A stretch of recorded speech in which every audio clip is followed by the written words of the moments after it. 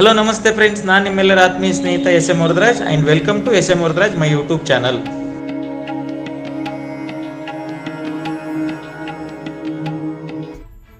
Hello ನಮಸ್ತೆ friends, ನಾನು ನಿಮ್ಮೆಲ್ಲರ ಆತ್ಮೀಯ ಸ್ನೇಹಿತ S M Varadaraj and welcome to S M Varadaraj my YouTube channel.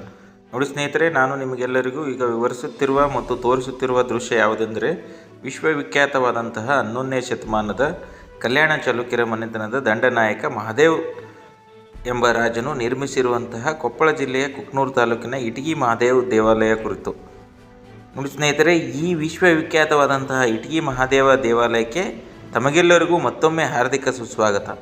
ಈ ದೇವಾಲಯದ ಜಾತ್ರೆಯು ಪ್ರತಿ ವರ್ಷ ಎಳ್ಳಮಾವಾಸ್ಯೆಯೆಂದು ಅದ್ದೂರಿಯಾಗಿ ನಡೆಯುತ್ತದೆ. ಹಾಗೆಯೇ ಪ್ರತಿ ವರ್ಷದಂತೆ ಈ ವರ್ಷವೂ ಕೂಡ ಇಟಗಿ ಉತ್ಸವವು ಡಿಸೆಂಬರ್ 21, 22, 23, 2025 ನಡೆದಿರುತ್ತದೆ. ಇಟಗಿ ಉತ್ಸವವು ಕೂಡ ಬೇರೆ ಬೇರೆ ಉತ್ಸವಗಳಂತೆ ಅಂದರೆ ಹಂಪಿ ಉತ್ಸವ, ಆನೆಗುಂದಿ ಉತ್ಸವ, ಕಿತ್ತೂರು ಉತ್ಸವಗಳಂತೆ ಇಟಗಿ ಉತ್ಸವ 2003ರಿಂದ ಪ್ರಾರಂಭವಾಗಿ ಈ ವರ್ಷ ಅಂದರೆ ಡಿಸೆಂಬರ್ 2025ಕ್ಕೆ 22 ವರ್ಷಗಳನ್ನು ಪೂರೈಸಿರುತ್ತದೆ. ನಾನು ಈ ವರ್ಷ ಡಿಸೆಂಬರ್ 19, 2025 ಶುಕ್ರವಾರದಂದು ಇಟಗಿ ಮಹಾದೇವ ದೇವಾಲಯವನ್ನು ಎಕ್ಸ್ಪ್ಲೋರ್ ಮಾಡಿರುತ್ತೇನೆ, ಅಂದರೆ ಅನ್ವೇಷಣೆ ಮಾಡಿರುತ್ತೇನೆ. ಹಾಗೆಯೇ ತದನಂತರ ಅಂದರೆ ಡಿಸೆಂಬರ್ 19, 2025 ನಂತರ ಶನಿವಾರ ದಿವಸ ಎಳ್ಳಮಾವಾಸ್ಯೆಯ ದಿವಸದಂದು ಕೂಡ ಇಟಗಿ ಮಹಾದೇವ ದೇವಾಲಯದ ವಿದ್ಯುತ್ ದೀಪಾಲಂಕಾರ ಮತ್ತು ರಥೋತ್ಸವದ ಕೆಲವು ದೃಶ್ಯಗಳನ್ನು ಸೆರೆ ಹಿಡಿದಿರುತ್ತೇನೆ. ನಾನು ಡಿಸೆಂಬರ್ 19, 2025 ಶುಕ್ರವಾರದಂದು ವಿಶ್ವವಿಖ್ಯಾತವಾದಂತಹ ದೇವಾಲಯಗಳ ಚಕ್ರವರ್ತಿ ಎಂದೇ ಬಿರುದಾಂಕಿತವಾದ ಇಟಗಿ ಮಹಾದೇವ ದೇವಾಲಯವನ್ನು ಎಕ್ಸ್ಪ್ಲೋರ್ ಮಾಡುತ್ತಾ ಅಂದರೆ ಆ ದೇವಾಲಯವನ್ನು ಅನ್ವೇಷಣೆ ಮಾಡುತ್ತಾ ಆ ದೇವಸ್ಥಾನದ ಪ್ರಧಾನ ಅರ್ಚಕರು ಅಂದರೆ ಆ ದೇವಸ್ಥಾನದ ಮುಖ್ಯ ಅರ್ಚಕರಾದಂತಹ ಮತ್ತು ವಿಶೇಷವಾಗಿ ಹೇಳುವುದೇನೆಂದರೆ 11ನೇ ಶತಮಾನದ ಕಲ್ಯಾಣ ಚಾಲುಕ್ಯರ ಕಾಲದಲ್ಲಿನ 400 ಪುರೋಹಿತ ವಂಶಸ್ಥರ ಪೈಕಿ ಇವರು ಕೂಡ ಪುರೋಹಿತ ವಂಶಸ್ಥರ ಅರ್ಚಕ ಮನೆತನದವರಾದಂತಹ ಶ್ರೀಕಾಂತ್ ಪೂಜಾರವರಿಂದ ಈ ದೇವಾಲಯದ ಕುರಿತು ಸವಿಸ್ತಾರವಾದಂತಹ ಸಂದರ್ಶನವನ್ನು ಕೂಡ ತೆಗೆದುಕೊಂಡಿರುತ್ತೇನೆ. ಹಾಗೆಯೇ ಉಳಿದ ಸ್ವಲ್ಪ ಭಾಗದ ಸಂದರ್ಶನವನ್ನು ಇಟಗಿ ಮಹಾದೇವ ದೇವಾಲಯದ ಪ್ರಧಾನ ಅರ್ಚಕರಾದಂತಹ ಶ್ರೀಕಾಂತ್ ಪೂಜಾರವರ ಸಹೋದರರಾದಂತಹ ಮಹೇಶ್ ಪೂಜಾರವರಿಂದ ಕೂಡ ತೆಗೆದುಕೊಂಡಿರುತ್ತೇನೆ. ನೋಡಿ ಸ್ನೇಹಿತರೆ, ಪೂರ್ವ ದಿಕ್ಕಿಗೆ ಅಭಿಮುಖವಾಗಿರುವ ಇಟಗಿ ಮಹಾದೇವ ದೇವಾಲಯದ ಎದುರುಗಡೆಗೆ ಅಂದರೆ ಮುಖಮಂಟಪದ ಮೇಲ್ಭಾಗದಲ್ಲಿರುವ ಓಂ ಎಂದು ಬರೆದಿರುವ ಅಕ್ಷರ ಆಕರ್ಷಕವಾಗಿ ಕಾಣುತ್ತದೆ. ಹಾಗೆಯೇ ರಾತ್ರಿಯ ಸಂದರ್ಭದಲ್ಲಿ ದೀಪಾಲಂಕಾರದಿಂದ ಇನ್ನಷ್ಟು ಆಕರ್ಷಕವಾಗಿ ಕಂಗೊಳಿಸುತ್ತದೆ. ಹಾಗೆಯೇ ದೇವಾಲಯದ ಇನ್ನೊಂದು ವಿಶೇಷವಾದಂತಹ ಅಂಶವೇನೆಂದರೆ ವಿಶ್ವವಿಖ್ಯಾತವಾದಂತಹ ದೇವಾಲಯಗಳ ಚಕ್ರವರ್ತಿ ಎಂದೇ ಬಿರುದಾಂಕಿತವಾದ ಇಟಗಿಯ ಮಹಾದೇವ ದೇವಾಲಯದ ಸುಖನಾಸಿ ಭಾಗದ ಮೇಲ್ಭಾಗದಲ್ಲಿ ಅಂದರೆ ಗರ್ಭಗುಡಿಯ ಹೊರಭಾಗದಲ್ಲಿ ಓಂ ನಮಃ ಶಿವಾಯ ಎಂಬ ಮೂಲಮಂತ್ರವಿರುವ ಕನ್ನಡ ಅಕ್ಷರಗಳು ಬಣ್ಣ ಬಣ್ಣದ ದೀಪಾಲಂಕಾರದಿಂದ ಕೂಡಿದ ಆ ಅಕ್ಷರಗಳು ದೇವರ ದರ್ಶನಕ್ಕೆ ಬಂದು ಹೋಗುವ ಭಕ್ತರಿಗೆ ಭಕ್ತಿಯ ಭಾವವನ್ನು ಮೂಡಿಸುವುದರ ಜೊತೆಗೆ ಮನಸ್ಸಿಗೆ ಮುದ ನೀಡುವುದರ ಜೊತೆಗೆ ಕಣ್ಣಿಗೆ ಕೂಡ ಅತ್ಯಾಕರ್ಷಕವಾಗಿ ಕಾಣುತ್ತವೆ, ಅಂದರೆ ನಯನ ಮನೋಹರವಾಗಿ ಕಾಣಿಸುತ್ತವೆ. ನೋಡಿ ಸ್ನೇಹಿತರೆ, ನಾನು ಈಗ ಮೊದಲಿನಿಂದಲೂ ದೇವಾಲಯದ ಎದುರುಗಡೆ ಮುಖಮಂಟಪದ ಮೇಲ್ಭಾಗದಲ್ಲಿ ಕಾಣುವ ಓಂ ಎಂಬ ಅಕ್ಷರದ ಕುರಿತು ಮತ್ತು ದೇವಾಲಯದ ಗರ್ಭಗುಡಿ ಅಂದರೆ ಕನಾಸಿಯ ಮೇಲ್ಭಾಗದಲ್ಲಿ ಓಂ ನಮಃ ಶಿವಾಯ ಎಂಬ ಶಿವನ ಸ್ತುತಿ, ಶಿವನ ಮೂಲ ಮಂತ್ರ, ಬಣ್ಣ ಬಣ್ಣದ ದೀಪಾಲಂಕಾರದ ಅಕ್ಷರಗಳ ಬಗ್ಗೆಯೂ ಕೂಡ ಹೇಳಿರುತ್ತೇನೆ. ಯಥಾ ಪ್ರಕಾರವಾಗಿ ಎಲ್ಲ ಶಿವನ ದೇವಸ್ಥಾನಗಳಲ್ಲಿ ಓಂ ನಮಃ ಶಿವಾಯ ಎಂಬ ಶಿವನ ಸ್ತುತಿ ಬೀಜ ಮಂತ್ರವಿರುವುದು ಸರ್ವೇ ಸಾಮಾನ್ಯವಾಗಿ ಕಂಡುಬರುತ್ತದೆ.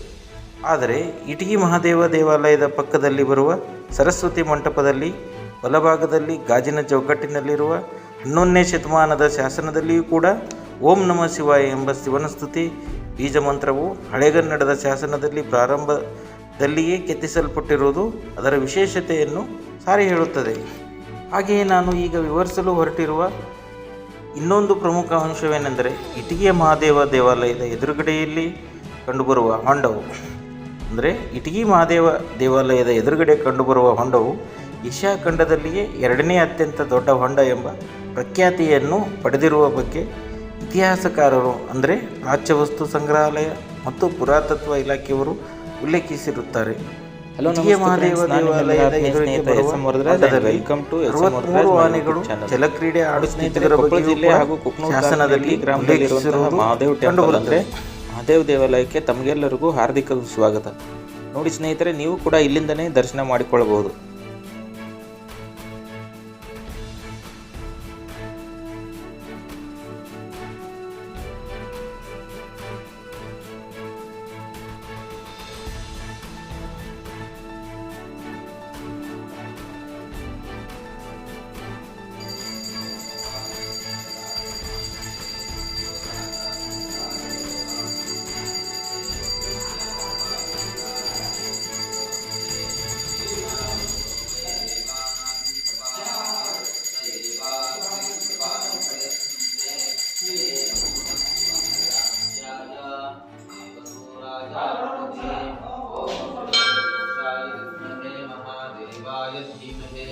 तन्नो रुद्र प्रचोदयात् कात्यायनाय विद्महे कन्याकुमारी धीमहि तन्नो दुर्गी प्रचोदयात् एकदन्ताय विद्महे वक्रतुण्डाय धीमहि तन्नो दन्ति प्रचोदयात् हंसहंसाय विद्महे परमहंसाय धीमहि तन्नो हंस प्रचोदयात्.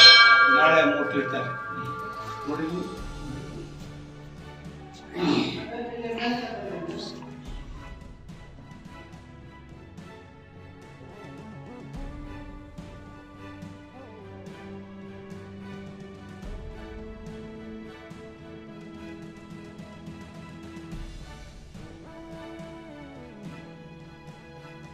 ನಮಸ್ತೆ ಫ್ರೆಂಡ್ಸ್, ಈಗಿನ ಅರ್ಚಕರು ಈಗ ನಮ್ಗೆ ಹೆಂಗ ಮುಂಚೆ ಪ್ರಧಾನ ಅರ್ಚಕರು ಶ್ರೀಕಾಂತ್ ಪೂಜಾರಿ ಅವ್ರ ಕಡೆಯಿಂದ ಇಂಟ್ರು ತಗೊಂಡ್ವಿ. ಆದ್ರೆ ನಾವು ಎಲ್ಲಾ ಇದ್ರ ಬಗ್ಗೆ ಸಂಪೂರ್ಣವಾಗಿ ನಾವು ಎಕ್ಸ್ಪ್ಲೋರ್ ಮಾಡಿದ್ವಲ್ಲ, ಅವ್ರ ಕಡೆಯಿಂದ ಸಂದರ್ಶನ ತಗೊಂಡ್ಮೇಲೆ ಇಲ್ಲ ಒಂದು ದೇವ್ರ ದರ್ಶನ ಮಾಡ್ಕೋಬೇಕಲ್ಲ, ಹಾಗಾಗಿ ದೇವ್ರ ದರ್ಶನ ಮಾಡ್ಕೊಂಡ್ವಿ. ಎಲ್ಲ ತೀರ್ಥ ಎಲ್ಲ ತಗೊಂಡ್ವಿ. ಆ ನಂತರ ಈಗ ಇವ್ರ ಕಡೆಯಿಂದ ಸಂಬಂಧಪಟ್ಟಂಗೆ ಹೊಸ ಒಂದು ಇತಿಹಾಸ ಕೇಳ್ಕೊಟ್ಟು ಅಂದ್ರೆ ಹೊರಗಡೆ ನಂದಿ ಮಹೇಶ್ ಪೂಜಾರಿ ಅವ್ರ ಕಡೆಯಿಂದ ಅವ್ರು ತಮ್ಮವರು ಅಂದ್ರೆ ಶ್ರೀಕಾಂತ್ ಪೂಜಾರಿ ಅವರು ತಮ್ಮ ಸಹೋದರರು. ಈಗ ಇದನ್ನ ನಾವು ಏನ್ ಕೇಳಿದ್ವಿ ಅಂದ್ರೆ ಹೊರಗಡೆ ಅದು ಸ್ವಲ್ಪ ಊನಾಗಿದೆ ಆ ನಂದಿ ವಿಗ್ರಹ, ಇಲ್ಲಿ ಇದು ಪರಿಪೂರ್ಣ ಇದೆ ಅಂತ ಕೇಳಿದಾಗ ಇನ್ನೊಂದು ವಿಷಯ ಕೇಳ್ಕೊಟ್ವಿ. ಇತ್ತೀಚೆಗೆ ಇಲ್ಲಿ ಸ್ಥಳೀಯರು ಮಾಡಿದ ಕೆತ್ತನೆ ಮಾಡಿದ್ದಂತ ಕಂಚಗಾರ ಅಂತ ಹೇಳಿ ಅವ್ರು ಇದನ್ನ ಕೆತ್ತನೆ ಮಾಡಿಟ್ಟಿದ್ರು. ದೇವೇಂದ್ರಪ್ಪ ಕಂಚಗಾರ ಅಂತ ಹೇಳಿ ನೋಡಿ, ಅವ್ರು ಇತ್ತೀಚೆಗೆ ಕೆತ್ತಿದ್ದಾರೆ ಅಂದ್ರೂ ಕೂಡ ಇದು ಕೂಡ ಅದ್ಭುತವಾದ ಕಲೆ ಇದೆ. ಒಂದು 2 ವರ್ಷ ಆಯ್ತೇನೋ ತೀರ್ಕೊಂಡು, ಸುಮಾರು ಒಂದು 80 ವರ್ಷ ಅಥವಾ 60 ವರ್ಷ ಹಿಂದಿನದಿರ್ಬೋದು ಇದು. ಕೆತ್ತಿ ಇದನ್ನ ಅಂದ್ರೆ ಕಲ್ಲು ಇದ್ರೆ ಕಲ್ಲು ಇಲ್ಲಿ ರಾ ಮೆಟೀರಿಯಲ್ ಕಲ್ಲು ಇದ್ದಿದ್ದು ಕೆತ್ತಿದ್ದಾರೆ. ಅವಾಗಿನ ಕಾಲದ ಸೇಮ್ ಕಲ್ಲೇ ಕಲ್ಲು ಅವಾಗಿಂದ ಅವರು ಅಂದ್ರೆ ಎಲ್ಲ ಒಂದೇ ತರ ಕಾಣುತ್ತೆ. ಸಿಕ್ಕಿರ್ಬೋದು. ಇಷ್ಟು ಈ ನಂದಿಯನ್ನ ಮಾಡಿದ ಅಷ್ಟು ಸಿಕ್ಕಿರ್ಬೋದು. ಇದೇ ತರ ಬಿಳಿ ಕಲ್ಲು ಸಿಕ್ಕಿದೆ, ರಾ ಮೆಟೀರಿಯಲ್ ಕಲ್ಲು ಅದನ್ನ ಇಲ್ಲಿ ಈ ಸ್ಟೋನ್ ಇಂದ ಈ ತರ ಕೆತ್ತನೆ ಮಾಡಿದ್ದಾರೆ. ಯಾಕಂತಂದ್ರೆ ಇಲ್ಲಿ ಸರಸ್ವತಿ ಮಂಟಪ ಅಂತ ಹೇಳಿ ಕೇಳಿರ್ಬೋದು. ಸರಸ್ವತಿ ಮಂಟಪದಲ್ಲಿ ಸಾಕಷ್ಟು ಶಿಲ್ಪಕಾರರು ಇದ್ರಂತೆ. ಸುಮಾರು ಸಾಕಷ್ಟು ಪಾಂಡಿತ್ಯವನ್ನು ಹೊಂದಿರ್ತಕ್ಕಂಥ ಈ ಆಲ್ರೆಡಿ ಸ್ಪೀಚ್ ಒಂದ್ಸಲ ಕೊಟ್ಟಿದ್ದಾರೆ ಸ್ಪೀಚ್ ಬೇಕಾಗಿಲ್ಲ ನಮ್ಗೆ. ಈಗ ಅಲ್ಲಿ ಸುಮ್ನೆ ಒಂದೊಂದು ವಿಗ್ರಹ ಅಲ್ಲಿ ತಗೊಂಡ್ ಬರ್ತೀವಲ್ಲ ನಾವು, ಸುಮ್ನೆ ಒಬ್ಬೊಬ್ಬರೇ ಹೋಗಿ ಇದು ಮಾಡೋದಕ್ಕಿಂತ ಇದು ಏನ್ ಮಂಟಪ ಅಂತ ದೂರಿಂದ ತೋರಿಸಿದಾರೆ. ಅದನ್ನ 1 ಸೆಕೆಂಡ್ ಹೋಗ್ಬೇಕು, ಸಾಹಿತ್ಯ ಮಂಟಪ ಅಂತ ಕರೀತಾರೆ. 1-2 ಸೆಕೆಂಡ್ ಹೋಗ್ಬೇಕು. ಪೂರ್ವಾಭಿಮುಖವಾಗಿರುವಂತಹ ದೇವಸ್ಥಾನ ಹಾಗೂ ಉತ್ತರ ಮತ್ತು ದಕ್ಷಿಣ ದಿಕ್ಕಿಗಿರುವ ಪ್ರವೇಶ ದ್ವಾರಗಳು.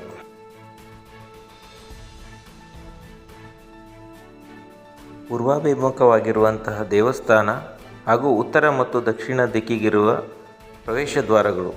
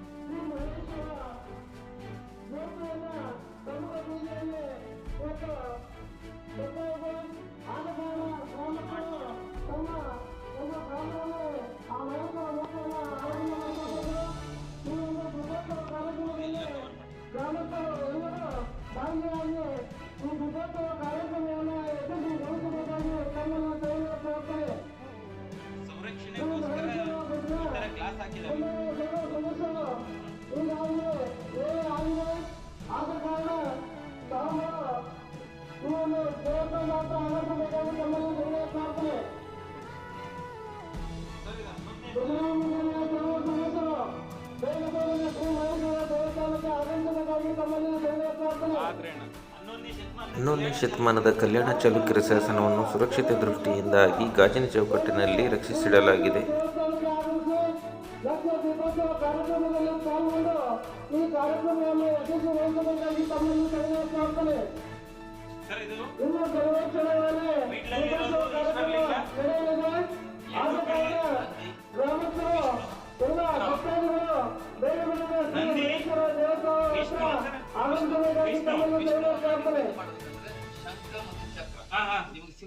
ಓಕೆ ಓಕೆ, ವಿಷ್ಣುವನ್ನು ಪ್ರತಿನಿಧಿಸೋದು ಶಂಖ ಮತ್ತು ಚಕ್ರಗಳು. ಈ ಕಡೆ ಬ್ರಹ್ಮ. ನಿಮ್ಗೆ 4 ಇಲ್ಲಿ ಕಾಣ್ತಲ್ಲ, ಬ್ರಹ್ಮ. ಎರಡು ಕಡೆ ನಂದಿ, ಮಧ್ಯದಲ್ಲಿ ಈಶ್ವರ. ಎರಡು ಕಡೆ ನಂದಿ ನೀವು ಕಾಣ್ತೀವಿ. ಇದು ಕೂಡ ಈ ಕನ್ನಡಕ್ಕೆ ಒಂದು ಇತ್ತೀಚೆಗೆ ಇದು ಕನ್ನಡದಲ್ಲಿ ಕೆಲವೊಂದು ಅಕ್ಷರಗಳನ್ನು ಓದ್ತಾ ಹೋದ್ರೆ ಹಳೆಗನ್ನಡ ಅಲ್ಲ ಸರ್? ಇದು ಹಳೆಗನ್ನಡದಲ್ಲಿ ಇದರಲ್ಲಿ ನಮ್ಮ ಇದು ಸ್ಟಾರ್ಟ್ ಓಂ ನಮಃ ಶಿವಾಯ, ಅಲ್ಲಿಂದನೇ ಇದು ಪ್ರಾರಂಭ ಆಗ್ತದೆ. ಬಟ್ ಇದರಲ್ಲಿ ಏನಿದೆ ಅಂತಂದ್ರೆ ಕೆಲವು ನಿಮ್ಗೆ ಮೈಸೂರಲ್ಲಿ ಅಕ್ಷರಗಳು ಕಾಣುವುದಿಲ್ಲ, ಅವರು ಕೂಡ ಸಂರಕ್ಷಣೆಯನ್ನು ಮಾಡಿದ್ದಾರೆ. ಒಳಗಡೆ ಆಮೇಲೆ ಅದನ್ನ ಗಮನಿಸಿ ಮಾಡಿದ್ದಾರೆ. ಬಟ್ ಇದರಲ್ಲಿ ಏನಿದೆ ಅಂತಂದ್ರೆ ಸುಮಾರು ಎಷ್ಟು 400 ಜನ ಪಂಡಿತೋತ್ತಮರು ಈ ಒಂದು ಅಗ್ರಹಾರದಲ್ಲಿ ಈ ಒಂದು ಗ್ರಾಮದಲ್ಲಿ ಹೆಸರು ಬರೋದು ಈಷ್ಣಿ ಅಂತ ಕರೀತಾರೆ. ಇದರಲ್ಲಿ ಉಲ್ಲೇಖ ಈಷ್ಣಿ ಅಂದ್ರೆ ಅಗ್ನಿ. ಅಗ್ನಿ ಅಂತ ಯಾವಾಗಲೂ ಇದು ಹೋಮ ಹವನಾದಿಗಳು ಮಾಡ್ತಾ ಇದ್ದು ಕಂಟಿನ್ಯೂ ಆಗ್ತಾ ಇತ್ತು, ಯಜ್ಞ ಆಗ್ತಾ ಇತ್ತು. ಪಂಡಿತರಿದ್ರು. ಈಗ 400 ಪಂಡಿತರಲ್ಲಿ ಪೂರ್ವ ಅನಾದಿ ಕಾಲದಿಂದ ಉಳಿದಂತ 400 ಜನ ಹೋದ್ರಿ. ವಂದನೆ ನಮ್ದು ಅಂದ್ರೆ ಉಳಿದಂತ ಮನೆಗಳು ಇವೆ,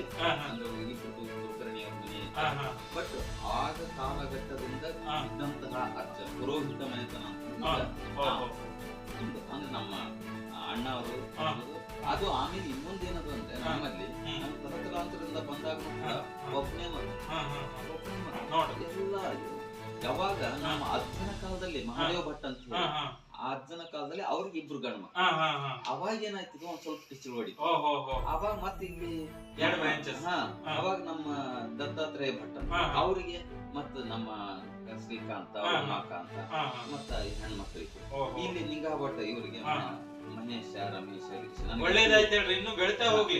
ನನ್ಗೆ ಆಕ್ಚುಲಿ ಮಹಾದೇವ ಅಂತ ನನ್ನ ಅಜ್ಜನ ಹೆಸರು, ಬಟ್ ಅಜ್ಜನ ಹೆಸರನ್ನ ಕರೀಬಾರ್ದು, ಮಹೇಶ ಅಂತ ಕರೀತಾ ಇದ್ದಾರೆ. ಹಿಂಗಾಗಿ ಇಲ್ಲಿ 400 ಜನ ಪಂಡಿತೋತ್ತಮರು ಇಲ್ಲಿದ್ರು.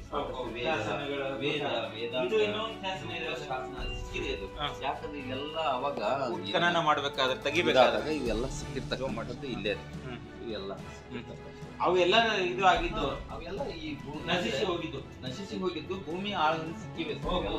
ಇವನ್ ಅಲ್ಲಿ ಬ್ರಹ್ಮದೇವ್ರ ಕಾದ ನೋಡ್ರಿ, ಅದು ಸಹಿತ ಇಲ್ಲೇ ಸಿಕ್ಕಿರ್ತದೆ. ಇದು ನೋಡ್ರಿ, ಇದು ಯಾರು ವಿಷ್ಣು ಇದು ಅಂದ್ರೆ ಅನಂತ ಶಯನ ಅಂತ ಕರಿತೀವಿ. ಶಯನಾವಸ್ಥೆಯಲ್ಲಿ ಅನಂತ ಶಯನ ಇವೆಲ್ಲ ಇದೆ ಸರ್, ಭೂಮಿಯಲ್ಲಿ ಸಿಕ್ಕಿರುವಂತ. ಅಂದ್ರೆ ಇಲ್ಲೇ ಈ ಗಾರ್ಡನ್ ಒಂಥರ ಪಳೆಯುಳಿಕೆಗಳು, ನಶಿಸಿ ಹೋದ ಪಳೆಯುಳಿಕೆಗಳು ಅನ್ಬೋದು. ಅಂದ್ರೆ ಇಲ್ಲೇ ಸಿಕ್ಕಿ ಇದನ್ನ ಸರಸ್ವತಿ ಟೆಂಪಲ್ ಅಂತಾರಲ್ಲ, ಸರಸ್ವತಿ ಮಂಟಪ. ಈಗ ಇವ್ರಿಗೆ ಅರ್ಚಕ ಪಂಡಿತರಿಗೋಸ್ಕರನೇ ಮಾಡ್ತಾರೆ.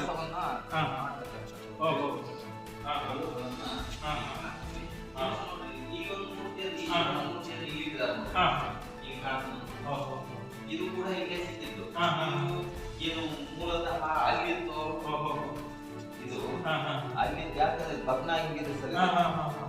ಯಾಕಂತಂದ್ರೆ ಇದನ್ನ ಇವು ಇಲ್ಲ ಅಂತಂದ್ರೆ ಸುತ್ತಲೂ ದೇವಸ್ಥಾನಗಳಿವೆ. ಆ ದೇವಸ್ಥಾನ ನಡೀತಾ ಇಲ್ಲ ಇಲ್ಲಿ ಹೋಗೋದಲ್ಲಿ ಹೋಗ್ಬೋದು. ಪ್ರಧಾನವಾಗಿ ಇರೋದಂದ್ರೆ ಈ ಒಂದು ದೇವಸ್ಥಾನ. ಆಮೇಲೆ ಸುರಂಗ ಮಾರ್ಗ ಅಂತಾರಲ್ಲ ಸರ್, ಅದು ಬಂತು ಈಗ. ಸುರಂಗ ಮಾರ್ಗ ಇಲ್ಲೇ ಎರಡು ಕಡೆನೂ ಇದೆ.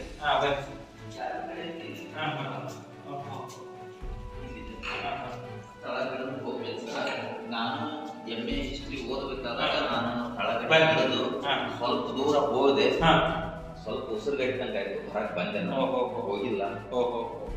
ಕೆಲವರು ಹೇಳ್ತಾರೆ ಇಲ್ಲ ಇದು ವಿಜಯನಗರ ಸಾಮ್ರಾಜ್ಯಕ್ಕೆ ದಾರಿ ಅದ ಅಂತ ಕೆಲವರು ಹೇಳ್ತಾರ. ಮೆಟ್ಲಗಿಟ್ಟ ಏನೂ ಇಲ್ಲ ಸರ್. ಬಟ್ ಕೆಲವು ದೂರದವರೆಗೂ ಹೋಗಿ ನೀವು ಮುಂದೆ ದಾರಿ ಕಂಡಿಲ್ಲ ಸರ್.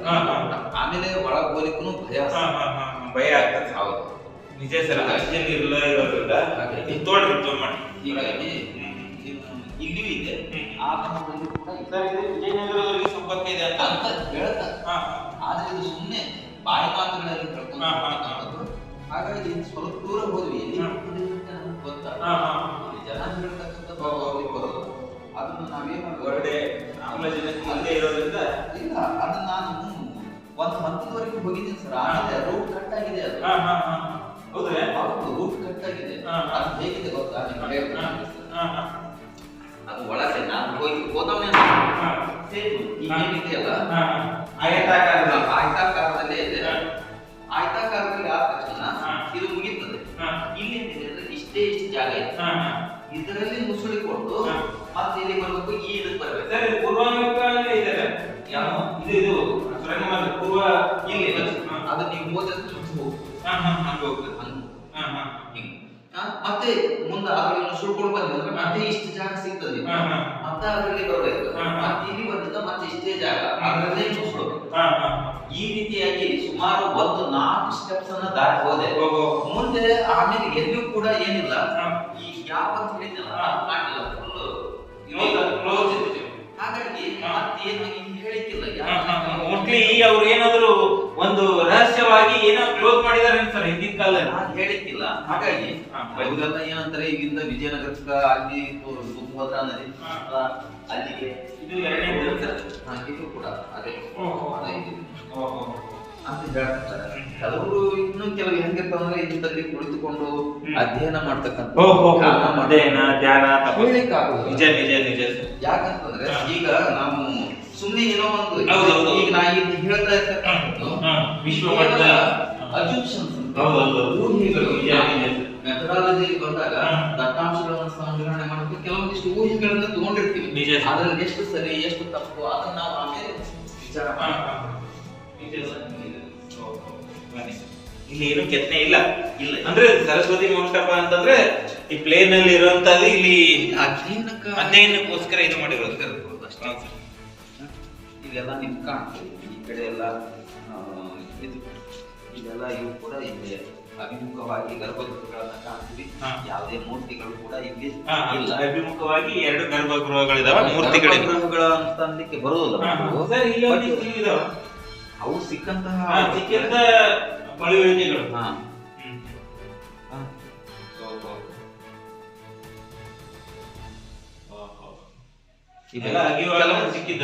ಈ ಕೆಲವು ಏನ್ ಹೇಳಿಕ್ಕಾಗಲ್ಲ, ಅಧ್ಯಯನಕ್ಕಾದ್ರೂ ಇರ್ಬೋದು ಅಥವಾ ಹಂಗ ಇದನ್ನ ಮಾಡ್ಕೊಂತಿರೋ ಗೊತ್ತಿಲ್ಲ. ಯಾಕಂತಂದ್ರೆ ಗರ್ಭ ಅಲ್ಲಿ ಅಷ್ಟೇ ಅದು ಇಲ್ಲ. ಈಗ ಕೆಲವು ಮೂರ್ತಿಗಳನ್ನ ಇದು ಮಾಡಿರ್ತಾರೆ.